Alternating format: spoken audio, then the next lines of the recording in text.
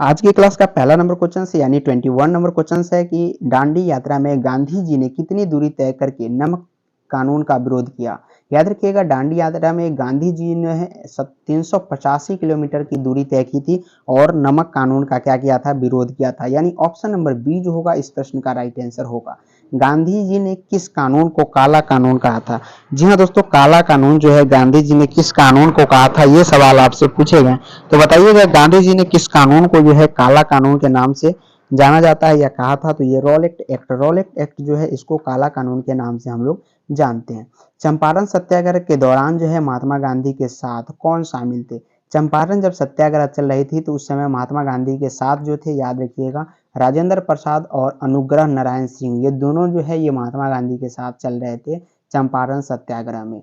Next question की ओर बढ़ते हैं। तो कौन आजाद हिंद फौज यानी INA से संबंधित नहीं है? यहाँ पे फोकस कीजिएगा, नो आपसे पूछा गया है, नहीं है ये पूछा गया। तो कौन आजाद हिंद फौज यानी INA से संबंधित नहीं है? तो ये कौन नहीं थे? RC दत्त जो थे ये बिल्कुल भी नहीं थे। ऑप्शन नंबर डी जो होगा इस प्रश्न का राइट आंसर होगा। नेक्स्ट क्वेश्चन है, स्वराज पार्टी की स्थापना किस वर्ष की गई थी? स्वराज पार्टी की स्थापना जो है, याद रखिएगा, 1923। 1923 में प्यारे साथियों स्वराज्य पार्टी की स्थापना की गई थी, जो कि आपके ऑप्शन नंबर यहाँ पे डी में नजर आ रहा है। कांग्रेस का प्रथम विभाजन 1907 के सूरत अधिवेशन में हुआ था। इसमें दूसरा विभाजन कब हुआ? याद रखिएगा, कांग्रेस का प्रथम विभाजन 1907 में सूरत अधिवेशन में हुआ था, अच्छी बात है। लेकिन दूसरा विभाजन कब हुआ था? तो मुंबई 1918। मुंबई 1918 में, याद रखिएगा, कांग्रेस का प्रथम विभाजन 1907 के सूरत अधिवेशन में हुआ था और दूसरा विभाजन जो है मुंबई में 1918 में हुई थी। चलिए वर्ष 1919 के बारे में बात करते हैं। पंजाब में हुए क्रूर अत्याचारों के विरोध स्वरूप ब्रिटिश सरकार से प्राप्त सर की उपाधि किसने लौटा दी थी? जो ब्रिटिश सरकार से सर की उपाधि दिया गया था हमारे, किसको? याद रखिएगा, रविंद्रनाथ टैगोर जी को इन्होंने सर की उपाधि लौटा दी थी जब पंजाब में 1919 में जालियांवाला बाग हत्याकांड हुआ था। तो ऑप्शन नंबर यहाँ पे सी जो होगा इस प्रश्न का राइट आंसर होगा। स्वतंत्रता प्राप्ति के समय जो है महात्मा गांधी थे, प्यारे साथियों, स्वतंत्रता प्राप्ति के समय महात्मा गांधी क्या थे? क्या कांग्रेस के कार्य समिति के सदस्य थे या कांग्रेसी के सदस्य नहीं थे? कांग्रेस के अध्यक्ष थे या कांग्रेस के महासचिव थे? उस समय जो है महात्मा गांधी कांग्रेसी के सदस्य नहीं थे, याद रखिएगा। बाद में उन्होंने कांग्रेस की सदस्यता ली, लेकिन स्वतंत्रता प्राप्ति के समय जो है महात्मा गांधी सिर्फ एक स्वतंत्रवादी थे। ऑप्शन नंबर यहाँ पर बी राइट होगा। जालियांवाला बाग के नरसंहार के समय भारत का वायसराय कौन था? वायसराय यहाँ पे आपको बताना है कि जालियांवाला बाग हत्याकांड जब हुआ था, 79 लोगों पर गोलियां बरसाई गई थी, उस समय जो है भारत का वायसराय कौन था? तो लॉर्ड चेम्सफोर्ड था, जो कि ऑप्शन नंबर यहाँ पे डी जो होता है राइट। अभी के समय में वायसराय नहीं कहते हैं, अभी के समय में उसको विदेश मंत्री कहते हैं, लेकिन भारत का वायसराय उस समय विदेश मंत्री को वायसराय कहा जाता था। यानी लॉर्ड चेम्सफोर्ड जो है ये भारत का वायसराय हुआ करता था जालियांवाला बाग हत्याकांड के समय। कौन सी पुस्तक जो है जवाहरलाल नेहरू द्वारा लिखी गई है? ऐसी कौन सी पुस्तक है जो जवाहरलाल नेहरू के द्वारा लिखा गया है? तो ये discovery of India. Discovery of India जो है ये पंडित जवाहरलाल नेहरू के द्वारा लिखा गया बुक है।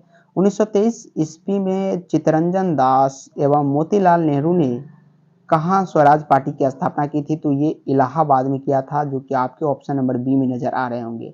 चौरी चौरा नामक जो है प्रसिद्ध स्थल कहाँ पे है? ये भी एक चौरी चौरा कांड हुआ था, तो नामक प्रसिद्ध स्थल के बारे में बात करेंगे। गोरखपुर। गोरखपुर प्यारे साथियों चौरी चौरा कांड के लिए प्रसिद्ध स्थल है। Who lives if India dies किसकी उक्ति है? ये आपसे पूछे गए हैं, ये जवाहरलाल नेहरू की उक्ति है। चलिए, भारत में जब क्रिप्स मिशन आया उस समय भारत का वायसराय कौन था? जब क्रिप्स मिशन आया था भारत में तो उस समय भारत के वायसराय के बारे में बात करेंगे, लॉर्ड लिथिगो। ऑप्शन नंबर यहाँ पे सी जो होगा काफी राइट आंसर होंगे। ये सभी ब्रिटिश शासक थे जो कि आपके ऑप्शन नंबर सी में दिए गए हैं, नाम से भी पता चल रहा होगा। गांधी जी भारतीय राष्ट्रीय कांग्रेस के अध्यक्ष कितनी बार बने? गांधी जी के बारे में बात करेंगे। भारतीय राष्ट्रीय कांग्रेस के अध्यक्ष कितनी बार बने थे? एक बार, मात्र एक बार भारतीय राष्ट्रीय कांग्रेस के अध्यक्ष बने थे महात्मा गांधी जी। इनकलाब जिंदाबाद का नारा जो है किसने लगाया था? इनकलाब जिंदाबाद का नारा जो है Bhagat Singh. Option number D यहाँ पे बिल्कुल राइट आंसर होगा। 14 वर्ष के उपरांत में इन्होंने अपनी देश की आजादी के लिए फांसी पर चढ़ गया था। निम्नलिखित में से कौन भारत छोड़ो आंदोलन में शामिल नहीं था? याद रखिएगा, भारत छोड़ो आंदोलन में कौन शामिल नहीं था? तो बी.आर. अम्बेडकर, जो संविधान के निर्माता है प्यारे साथियों, ये संविधान के निर्माता है, इन्होंने भारत छोड़ो आंदोलन में शामिल नहीं लिया था। महात्मा गांधी इसमें शामिल थे, सरदार वल्लभ भाई पटेल और जवाहरलाल नेहरू तीनों थे भारत छोड़ो आंदोलन में शामिल, बट बी.आर. अम्बेडकर नहीं थे। ये संविधान के निर्माता है, याद रखिएगा। तो ऑप्शन नंबर डी जो होगा इसमें शामिल नहीं था। भारत की आज़ादी के समय कांग्रेस के अध्यक्ष कौन थे? ये क्वेश्चन आपसे पूछे जा रहे हैं। भारत की आज़ादी के समय अगर बात करेंगे कांग्रेस के अध्यक्ष, तो ये जो है सी.वी. कृपलानी है। और अभी के परमानेंट के बारे में बात करेंगे तो इसका जवाब जो है आपको कमेंट बॉक्स में देना है कि अभी भारत में जो है कांग्रेस पार्टी के अध्यक्ष कौन है? तो मल्लिका अर्जुन खड़गे, याद रखिएगा, अभी उसका अध्यक्ष बनाया गया है। लेकिन भारत के समय के बारे में बात करेंगे, जी.वी. कृपलानी जो थे ये अध्यक्ष थे कांग्रेस पार्टी की। भारत एवं पाकिस्तान के बीच सीमांकन किसने किया था? याद रखिएगा, भारत एवं पाकिस्तान के बीच सीमांकन किसने किया था? यानी सीमा में अंकन यानी सीमा बांटा किसने किया था? तो याद रखिएगा, सर सिरिल रैडक्लिफ, यानी ऑप्शन नंबर बी जो होगा बिल्कुल राइट होगा। सभी ब्रिटिश आदमी थे और ये इन्होंने काफी बंटवारा में भी दिक्कत की थी। तो इंडियन लिबरल फेडरेशन की स्थापना किसने की थी? तो इंडियन लिबरल फेडरेशन की स्थापना यहाँ पे एस.एन. बनर्जी, जो कि आपके ऑप्शन नंबर ए में दिख रहा है। दक्षिण अफ्रीका में महात्मा गांधी द्वारा प्रकाशित पत्रिका का नाम बताइए। दक्षिण अफ्रीका में महात्मा गांधी द्वारा प्रकाशित जो पत्रिका थी उसका नाम था इंडियन ओपिनियन, जो कि ऑप्शन नंबर आपके बी में दिए गए हैं। काफी इंपॉर्टेंट क्वेश्चन है, ऐसे ऐसे क्वेश्चन आपसे पूछे जाएंगे। भारत छोड़ो आंदोलन के समय इंग्लैंड का प्रधानमंत्री कौन था?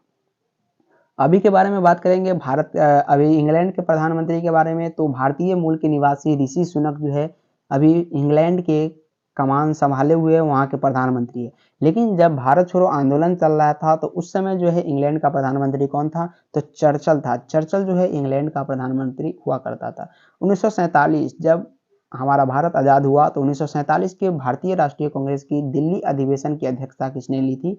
तो उस समय जो है राजेंद्र प्रसाद जो है कांग्रेस के दिल्ली अधिवेशन की अध्यक्षता ली थी।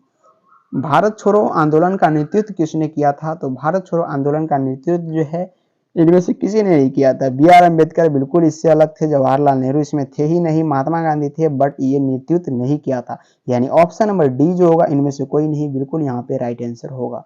नेक्स्ट क्वेश्चन है, भारतीय राष्ट्रीय कांग्रेस का 1938 का अधिवेशन किस शहर में हुआ था? 1938 का अधिवेशन जो है किस शहर में हुआ था? हरिपुरा। हरिपुरा को याद रखिएगा, कांग्रेस का 1938 का अधिवेशन इसी समय में हुआ था और हरिपुरा में हुआ था। करो या मरो यानी डू और डाई का मंत्र जो है किसने दिया था? डू और डाई का मंत्र के बारे में अगर हम बात करेंगे, महात्मा गांधी जो है डू और डाई का मंत्र दिया था। भारत में साइमन कमीशन के बहिष्कार का मुख्य कारण था। भारत में साइमन कमीशन के बहिष्कार का मुख्य कारण जो माना जाता था, सभी सदस्य जो थे वो अंग्रेजी थे, इसलिए उसका बहिष्कार जो है भारत में काफी किया गया। निम्नलिखित में से किस आंदोलन में सरदार वल्लभ भाई पटेल ने मुख्य भूमिका निभाई है? तो बरदोली सत्याग्रह में सबसे महत्वपूर्ण भूमिका निभाने वाले कौन थे? सरदार वल्लभ भाई पटेल थे।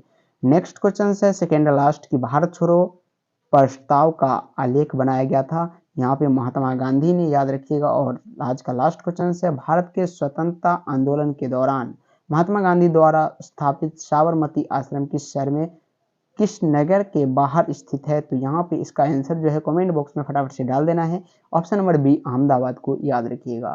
20 यहाँ पे 30 क्वेश्चंस थे जो कि उम्मीद है कि 5 से 7 मिनट में कवर किया गया है और काफ़ी ज़्यादा स्पीड में भी किया गया। आपका टाइम वेस्ट बिल्कुल भी नहीं हुआ होगा। उम्मीद है कि क्लास अच्छा लगा, और अच्छा लगा तो कमेंट लाइक शेयर करना बिल्कुल भी ना भूलिए। तब तक के लिए bye bye and take care. जय हिंद, जय भारत।